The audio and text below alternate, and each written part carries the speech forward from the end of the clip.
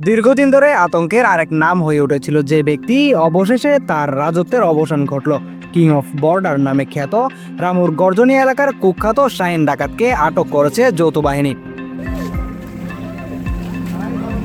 5 June সকালে গর্জনিয়ার জাউসপাড়া এলাকায় শাহিন অবস্থান করবে এমন গোপন সংবাদের ভিত্তিতে যৌথ বাহিনীর অভিযান চালিয়ে কুখ্যাত শাহিন ডাকাতকে 2 সহযোগী সহ আটক করা হয়। এ সময় তল্লাশি করে অস্ত্র, গোলা বারুদ, পাসপোর্ট, সামরিক বাহিনীর পোশাক উদ্ধার করা হয়।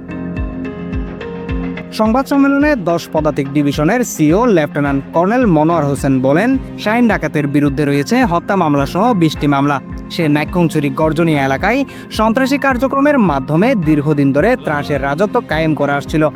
অভিযান চলছে টের পেয়ে যৌথ বাহিনীকে লক্ষ্য করে গুলি ছুড়ে শাহিনের লোকজন, পরে যৌথ বাহিনীর কৌশলের কাছে হার মানে শাহিন। এ সময় গ্রেফতার করা হয় শাহিনের আরও 2 সহযোগীকে। বিশেষ করে তার সহযোগীরা সেনাবাহিনীর দিকে 4 থেকে 5 রাউন্ড এলোপাতাড়ি গুলি ছোড়ে। সেনাবাহিনী কোনো রকম গুলি বিনিময় ব্যতি রেখে নিজস্ব কৌশল, প্রশিক্ষণ এবং দক্ষতাকে কাজে লাগিয়ে কুখ্যাত ডাকাত শাহিন এবং তার 2 জন সহযোগীকে গ্রেপ্তার করতে সক্ষম হয়। আটকের খবর ছড়িয়ে পড়তেই এলাকায় স্বস্তির নিঃশ্বাস ফেলেছে সাধারণ মানুষ। দীর্ঘদিন পর তারা আশা করছে শান্তিপূর্ণ পরিবেশে ফিরে আসবে গর্জনিয়া। তবে শাহিন গ্রুপের অন্য সদস্যদের আইনের আওতায় আনার দাবি তাদের।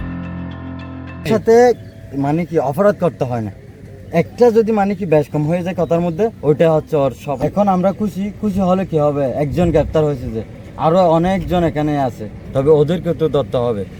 একজন ধরলে কি আর দমন হয়ে যায় সবকিছু। এদিকে এখন দেখাইতে পারতেছে না যে এরকম খুশি হয়েছে, কিন্তু আরো সাইডটা যখন তাকে গেছে প্রশাসন চলে তাহলে ওরা কিছু করবে বলে ওরা কিছু দেখাইতে পারতেছে না।